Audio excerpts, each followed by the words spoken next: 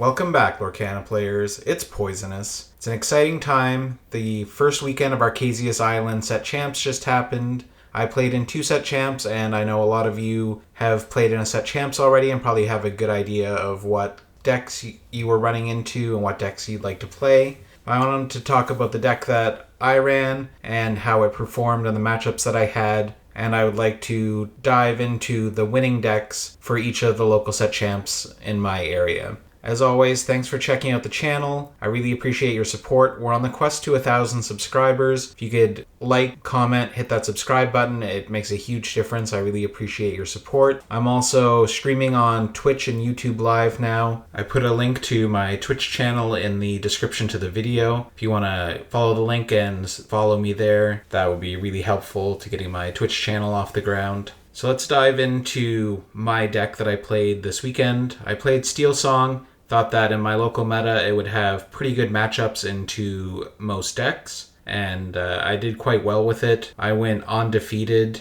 in Swiss in 2 different tournaments. Unfortunately, in both tournaments they cut to top 4, and then I lost at top 4 to decks that I had beat in the Swiss. It's a little bit frustrating when that happens, but all the matchups were really well played. They were hard-fought battles when I won in Swiss, and they were hard-fought battles at the top cut. The deck list that I ran was pretty conventional Steel Song with a couple of little changes. I ran 4 Cinderella, 4 Robin Hood, so we're running the Robin Hood shift package. I opted to run Ursula over Troubadour. The only reason that I'm running the Ursula is because she has 4 health, so she can get 3 card draws off of Rapunzel. The trade-off to Troubadour is that she doesn't have resist 1, so it's a little bit of a gamble because she can be pinged down more easily, but she lets you draw more cards if you do a challenge and then heal up with Rapunzel. Running Smee, of course, because he's a 3/3 body that quests for 2. He puts good pressure on the board. And he also takes damage to heal with Rapunzel. 4 copies of Ariel to dig for songs and set up a singer. 4 copies of Lawrence. Kind of like Smee, he provides a big body that is good into certain matchups. He trades well and he can kill something and then get healed for Rapunzel. 4 copies of Pete. He's a must in every steel deck. And we're running the Naveen package in this deck, which is why I'm not running the Daisy Duck. I think that Naveen provides a bit more of a chance to come back if you're falling behind a little bit. The tempo swing of a 4 cost that leaves a 3/3 body that quests for 2 and also sings like Whole New World,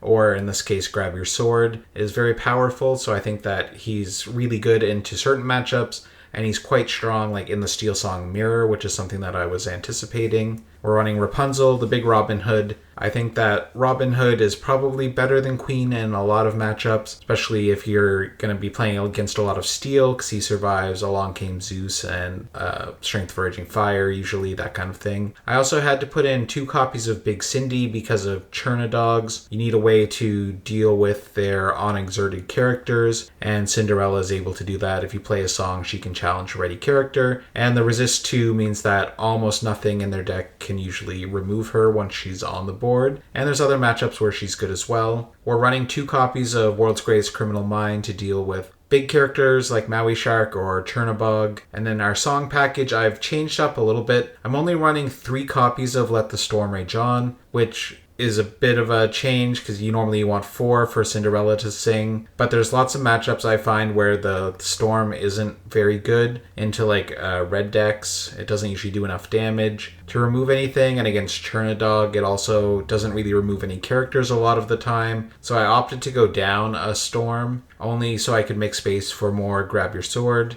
I'm running Strength for Raging Fire, Along Came Zeus, 4 Whole New World, and one of the tech cards is 2 copies of Grab Your Sword. So when the opponent builds a really wide board, you can actually ping and remove some characters and weaken enough characters that you can clean them up if they're exerted. You can challenge it and finish off all those 4 health characters like Daisy, Nala, and Little John. The deck did really well in Swiss. I won the first 3 rounds and I was able to draw into top 4. The top 4 consisted of 2 Steel Song, 1 Green Steel discard, and 1 Chernadogs. I did lose to Chernadogs at top 4. I had beat Chernadogs 2-0 in Swiss, and then I lost to the same player with the same deck at top 4 in 3 games. It was really tough. we're both one turn away from winning each game. Their characters can be hard to deal with all of our low strength characters, and they don't usually exert their characters.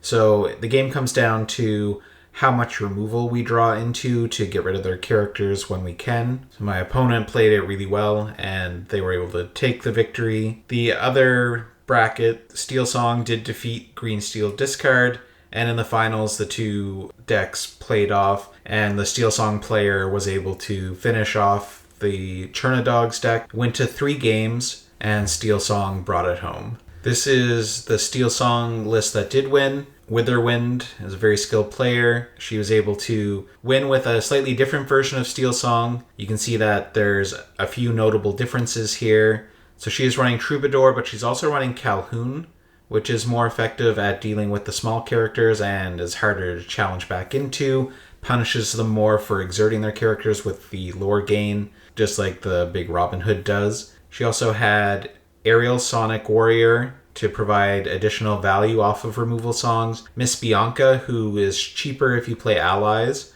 So that's another reason to play the Troubadour, is that he's an ally, so you can get the discounted play. She's also running 2 copies of Big Cinderella, 2 World Grace Criminal Mind, 3 Storm, 4 Strength, 3 Zeus, and 2 copies of Imperial Bow, which allows your hero characters to gain Evasive and Challenger 2 to deal with Evasive, so more useful in other matchups than the matchup that was in the finals with the Chernadogs. But the Challenger +2 is significant because the Challenger 2 would give characters like Robin Hood and Calhoun enough strength to one-shot Daisy and the other 4 health characters that are there. So I think this deck list is stronger into the Chernadogs type meta, so if you're expecting a lot of Chernadogs players, a list like this I think is more well suited than my list for sure. I was very happy to see a wide variety of decks at the Set Champs, and congratulations to Witherwind on taking home their first Set Champs win. Really awesome and excited for you. On Sunday, I played in another Set Champs, and I ran the same deck, thinking that my previous play had been pretty good and that I kind of lost a very close match, that I should run the deck again and see if I could win out with it. So I did go undefeated in Swiss again. I went 4-0. I had to beat 2 Chernadogs decks, including the same one from the previous day, and I was able to do that in Swiss, and then at top 4, I got paired into Chernadogs again, and once again, I lost at top 4. So this deck seems to be my nemesis. I guess I need to do more to tech my deck against it. I think that I've played the best way that I could, considering that in 2 days I played against the deck 5 times and I won 3 of those matchups. I think that it just comes down to it being a very close match, almost 50-50, depending on what draws each player gets, kind of determines the outcome. And unfortunately, my losses always came in the top cut when you get eliminated, not in the Swiss part. So that kind of sucks. The deck is now officially my nemesis, and I'll be thinking of things to do about that before I play in my next Set Champs, because the deck does seem to be quite prevalent. So the top 4 ended up consisting of 2 Chernadog decks, my Steel Song deck, and my friend Billco's Purple Steel deck. The Purple Steel deck was able to beat Chernadogs all the way to the finals and take home the championship, which was really awesome. At this point, I just want to see Chernadogs lose. But in all seriousness, close matchups. The Purple Steel deck does have evasives, which means that he can quest and push ahead his game plan without having to worry about the challenges from the green-yellow deck, which means that there's less of a standoff in play, and there are removal options for Purple Steel to deal with the opponent's characters at the same time, so they can basically negate all the Rapunzel value. Bill told me that not exerting the characters so they couldn't heal, that they were able to basically starve the opponent of cards and then win out from that position. So I think that's something to consider. The more evasive heavy decks definitely have a better time into green-yellow, as long as they're able to keep up or do removal at the same time. The Chernadog list is still very strong though. So you can see it's well represented, at least here locally, in the top cuts. So this is the Purple Steel list that won the tournament. So lots of 1-drops. We got 4 Chernabog's followers, 4 Diablo, 3 Mickey. All the 1-drops are used to allow for bouncing and card draw. The Mickey is there to help with the Steel Song matchup to deal with the Singing of Storm on turn 2. And also same principle applies against like the Green Steel discard. So you have a character that survives there. We have the bounce package with 4 Snake and 4 Fox, 2 Calhoun, 3 copies of Doc, 4 Smee, 4 Giant Cobra. So the Cobra lets you gain lore. It also has 4/4 body, which is very good into the Chernadogs deck. 3 Crab to boost the strength of your 1-drops or other characters to have great trade-ups. 4 copies of Pete, which is very good against decks like Steel Song and Green Steel Discard. In purple, you can bounce Pete with Snake and Fox and replay him, so you get in that repeat lock that is so powerful. 3 copies of Genie, 4 Goat, 2 Rabbit. So a bit of a variety for different draw options there. The Rabbit's also good because you can bounce it with Fox and Snake to get extra cards. 3 copies of Elsa, which allows you to exert opposing characters. It has Rush. 2 copies of Fire the Cannons as a nice way to ping down those 1-drops like Cinderella and Diablo. 1 copy of Twin Fire. The Twin Fire, Bill told me, was to allow them to ping characters, but also to discard other on-inkables when you're trying to set up a dock. So if you're double docked or you have too many on-inkables in hand, you can play the Twin Fire, discard something, maybe remove a couple characters all at once and get some good tempo there. 4 copies of Strength of a Raging Fire, which is just absolutely the best steel removal song, especially in a deck that runs a lot of small characters, so you can build out a wide board really quickly. After a whole new world, you can dump your hand of small characters, and then your strength can kill something big. And 2 copies of the Library to provide a little bit of location pressure, and of course additional card draw. You can move your 1-drops like Chernabogs in there, and then quest and banish to draw 2 cards instead of 1. Or if Diablo's banished there, after you move him in, boost him with Crab, trade up, and draw 2 cards. So the library is pretty versatile, has 8 health, so it's a great card overall. Giant Cobra and Goat are there for extra burn. Giant Cobra, you can also discard those pesky on-inkables to get your dock running a little bit more smoothly, but you gain 2 lore in the process, and of course, Goat on play and leaving gets it. So this deck can be aggressive and fast, but also has, some mid-range characteristics. So it's a bit of an aggro-ish deck, and I was able to take home the tournament, so really well played by Bill.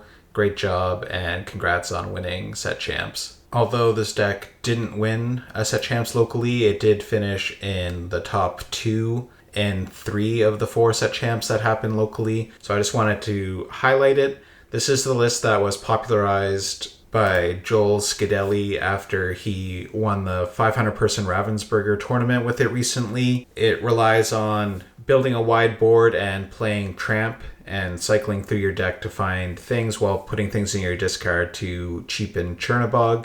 It uses a lot of characters with 4 health, so 4 copies of Daisy Duck, Nala, and Little John, and some other aggro cards like Curse Merfolk and Lady, who gets a questing boost based on the presence of a tramp, 2 copies of Lilo, 2 of Piglet, 2 of Go-Go. So it's kind of like a toolbox there of 3 different 2 costs that have different versatile abilities. So the Piglet's really powerful on the play if you don't have the double 1-drops for turn 2. Lilo's good because you can discard her and then you can pay the 2 to bring her back out of your discard later on. And Go-Go's there for a little bit of extra reach to close out a game. That's how I lost game 3 of one of the top cuts, was that a Go-Go was just enough to put my opponent over the top. We're running 4 copies of Tramp here. The Tramp Enterprising Dog gives a character extra strength based on how many other characters are on the board, and since the board typically is so wide, it means that a small character can challenge and trade up, and if you give strength to a character like Nala and make her like a 6/4, she trades Robin Hood, takes 3 damage, and then you can heal her with Rapunzel to draw 3. So it's a really good card. Also allows for some interesting trades on small characters early on if they're not careful and they exert their little Cinderella. After you play a Daisy, you could give it the extra strength on turn 2 and take out the Cinderella, for example. The deck also runs 4 copies of Ursula, very useful in providing defense against Steel Song and any other deck that's running songs to protect your characters and provide some disruption. The deck runs 4 copies of Yzma. This lets you just cycle the cards into your discard And if you happen to have too many Chernabogs in your hand and you need a way to get rid of them, lets you cycle 3 copies of Donald Duck. He provides bodyguard but also gives a character +1 questing for more reach. 3 copies of Kit Cloud Kicker, who bounces characters for really great tempo plays. 2 Prince Phillips, who has ward and quest for 2. Then of course our big bodies, we got Rapunzel, who draws you cards. Lady, you can shift her for cheap, but she's a nice 4/4 that quests for 2, and she returns 2 1 or 2 cost characters from the discard to your hand, so you can get back your Daisy Ducks and play them again. 3 copies of Cricky to really boost your wide board strength when you need to start doing a lot of trades in a turn to get control of the board again. And 4 copies of Tramp. He's definitely the all-star of the deck. You can play him for cheap or free. Cycle through your deck and look for the cards that you need and really close out games. And it's really devastating when you can start playing Tramp for no cost and then you hit another Tramp in the cards you draw and then you play it again and cycle through until you hit the big Chernabog and get it for free. So the deck is kind of an aggro deck, but it's played very slowly. You leave a lot of characters standing a lot of the time until you're ready to make big moves to control the board or close out the game on questing. Takes a lot of patience to play, and in certain matchups it's very frustrating to play against, but it's a very good deck. It has a lot of good matchups. Only has a couple matchups I think which it doesn't do that well into. So I think that you're going to see this a lot at your set champs if you haven't already. More people are going to start playing it. Very good deck, and it does take some skill to play. It's also a little bit frustrating because it's not very interactive a lot of the time, so I'm not a huge fan of playing against it, but I'm also a little biased because I got knocked out twice by this deck. I'm a little salty. So the next tournament that I want to talk about was won by Red Purple, which is a deck that we thought would see a big comeback after the ban, and it has come back a little bit. I did put out a video about it before, and I have enjoyed playing it, but one of my friends, Guru, won competitive set champs with it. I wanted to highlight his deck list as well. So their top 4 consisted of a green-purple aggro deck, a yellow-purple aggro deck, and then red-purple, it's an evasive shark list, and green-steel discard. So the green-purple deck did win and moved on to the finals. The red-purple deck was able to beat the discard deck because of all the evasives and all the card draw that it has. It's able to weather the early storm and then take control of the board and the game. Cards like Peter Pan, very powerful against Diablo, and then you move into your bigger characters, and it can be very hard for them to get back in the game once you've played a Be Prepared and wiped out their board state. They don't have a big hand, it comes down to top decks, and the red-purple just has a bigger top end. So this is the red-purple deck list. So it runs 4 copies of Chernabogs and Diablo for 1-drops that provide card draw. It's running Lumiere, which boosts the strength of your characters, which prevents things like Sisu from taking them out and Brawl, but also means that you can get some better trade-ups. So Diablo becomes something that can actually take out a Chernabog that's exerted on the other side when they might not be expecting it. Also allows Chernabog to take out things with 3 health like Crab and Fox. We have our bounce package with Fox. We have Crab to boost the strength of other characters. And then we have our evasive package, which is 4 copies of Peter Pan Shadowfinder. He's really key because he gives your other evasives rush. So when you play him on 3, he can rush in, take out something like a Diablo. But then when you follow up on 4 with Genie or Iago, they can go in and take something out as well. So Genie draws a card and challenges a character. He's got 4 health, so he can challenge into a lot of things and not die. Very popular one that I like to do with Genie is to rush into Smee, who's taken a damage after he quested, and then Genie lives and the Smee's cleared off the board with great tempo. We're also running Elsa here. 4 copies of Maui Half Shark. The Maui allows you to replay your actions and gain lore off the actions that you're playing. And really when you slam a Maui Half Shark down on board, your opponent oftentimes stops questing because they are scared of what you could do with the Half Shark. 2 copies of Maui Hero to All. I think that the rationale for going down on Hero to Alls here is that you have so many other rush characters enabled with your Peter Pan, like Iago, who has a big body, that you don't need as many Mauis, and it makes space for other things in the deck. 2 copies of Hypnotic Strength. It's an action that lets you draw a card and give a character challenger +2, and it gets rid of opposing Iagos. The Iago dies whenever it's targeted with an action, And this deck, red-purple, typically doesn't have a lot of actions that can effectively deal with a card like Yago. So it's there to secure the mirror, but it also lets you do some interesting trade-ups. 4 copies of Brawl. The Brawl is really important, especially in the discard matchup. It can remove Diablo, but more importantly, it also removes Deceiver of All. And it can also help deal with, in this case, the Chernadogs meta that we've started to see, because you can brawl off a lot of those weak characters that have a lot of health. 2 copies of Finder Keepers. This is a great way to refill your hand. These cards become popular after the ban. It allows purple decks to have even more card draw and get more value out of like a long game. 1 copy of Dragonfire. It's a one-off just to remove characters, and it's an action that you could get back with Half Shark when it's convenient to remove something else. 4 copies of Friends, which is, always been a classic great card draw. It's singable by a lot of your characters. So you play Peter Pan, he takes something out, next turn he sings Friends, you keep the tempo going. 2 copies of A Pirate's Life to slow your opponent down and to drag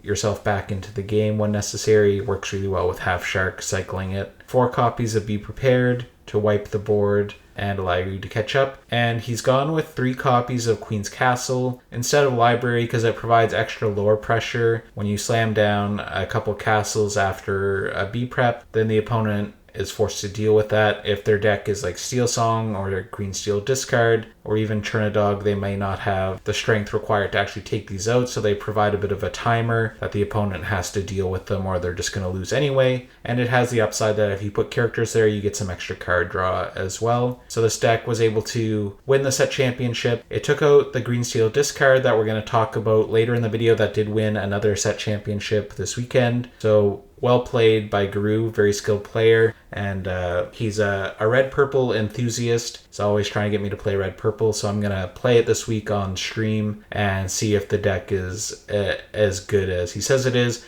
and see, of course, if I can pilot it as well as he did. The last tournament that I want to talk about was won by my friend Everyday Paladin. He was able to take it home with Green Steel Discard. So he played in the tournament I just talked about on Saturday and lost in the finals to red-purple, and he was able to take it home going undefeated, winning 5 rounds of Swiss and then top 8, top 4, and finals with his Green Steel Discard list. So big ups to Everyday Paladin. Excellent player, very long-term experienced skilled discard player. So the top 4 here consisted of a bit more variety. So we had red-yellow Mufasa, green-yellow, which was the Chernadogs deck, purple-steel Jafar, so probably very similar to Zan's list, if not exactly Zan's list, and green-steel discard. So Chernadog did beat red Fasa, and green-steel beat Jafar, and then the green-steel deck was able to bring it home in the finals against Chernadog. So again, another great showing for Chernadogs, getting all the way to the finals. Green Steel doing very well and has some good cards in that matchup. So let's take a look at the deck list and see how it breaks down. So his deck list has the Diablo package, 4 Maleficent Spy, 4 Devoted Herald, 3 Morph. So we got different shift options for Morph here. You can shift into Diablo, Beast Tragic Hero, or Pete Space Pirate. Also running 2 copies of Sir Hiss to help with evasive control, 3 copies of Ursula for song removal, and 1 copy of Doc. The Doc is there for some extra card draw in case you don't get the Prince John engine online. This can be bounced with Muses and replayed, so you can keep getting extra card draw when needed. 4 copies of Prince John. He's very important in your discard strategy because he refills your hand. 4 copies of Ursula, Deceiver of All. The double singing of Sudden Chill, Storm, Strength, all very strong and powerful. 4 copies of Pete to deal with Steel Song and other steel decks, prevent them from singing. 2 copies of Muses. The Muses is another card that is very strong into Chernadogs. Each time you play a song, you can return pretty much every character that deck runs to their hand, so you can keep bouncing things off the board and controlling the tempo. And you can also bounce your own cards when it's strategically good to do so. We got 4 copies of Sad Beast. He's an excellent steel card. He draws 2 cards when he's not damaged, and when he is damaged, he has 7 strength, so he can also take down big characters or beat up a location, which is good. 2 copies of Pete Space Pirate, which is one of my favorite cards from the new set. So he shifts on to the other Pete, but his main effect is that when he's exerted, opponents can't exert their characters to sing songs, so they have to pay cost. And pirates gain +1 resist, which is good because he's a pirate, so when he's challenging and once he's exerted, he has resist 1, so he's harder to trade into. He doesn't die to Along Came Zeus, for example, so he's a great card and can really hand lock Steel Song, preventing them from doing like a whole new world with a lot of tempo, and he's difficult to remove. The discard package of Hypnotize, Sudden Chill, 4 copies of Storm and Strength, which are huge with Ursula Deceiver of All. He's running 2 copies of Along Came Zeus, which isn't run in every discard deck, but it definitely has uses, especially in the current meta. Being able to remove something big from your opponent can be huge. 4 copies of We Don't Talk About Bruno. This card is a huge tempo swing, so you can bounce a character of any size to your opponent's hand and discard them. If their hand is already empty, it's basically remove a character from your opponent's board, and if you have Prince John, then you draw a card for doing so. So it's really great tempo, and it can be sung by Beast or Pete in this deck, so you don't even have to pay its cost to play it. So really good card. And 2 copies of Hidden Cove. This gives you extra strength on your characters, which can be huge when you need to take down other characters, but it's also good in protecting your characters if you put Diablo there or Deceiver of All there. They have enough strength that they can't be removed by cards like Brawl or Big Sisu, and it allows a bit more survivability. So this is the deck list that went on, a crazy run and was able to pull out a set champs, beating my worst enemy, the Chernadogs, again. So a really great job by Everyday Paladin for taking home a huge set champs win. So after looking at these 4 tournaments that were in my local area, seems like a lot of the decks that were represented here are represented in big tournaments all over the place on Ink decks as well. So I was very happy to get out and play some games. I really like Set Champs season, and I'm looking forward to playing in more Set Champs. I've got a few more coming up, but I wanted to drop this video, give you an update about what I saw that worked, the deck that I played. The deck I played is good. I think that if you want to run Steel Song, you could definitely run it, or you could run any of the decks featured in this video. The nice thing about the ban is that the meta is very diverse now. You can see that all of these decks are able to win in the current meta, and before the ban it probably would have been either red blue or blue steel, and that's it. So very healthy for the game, I think, even though it might be unpopular to ban cards. I think that it definitely has been a positive overall for the game and the community. So thanks for checking out the video. Let me know what decks you played. If you have any ideas for what I could do to beat Chernadogs, I'd also love for you to drop that in the comments below. Smash the subscribe button, hit the like button, and thanks for checking out the channel. And follow me on Twitch. I'm going to be live streaming this week. Let me know what other decks you'd like to see me play on stream, and we'll see how it goes. Good luck, Lorcana players. Cheers.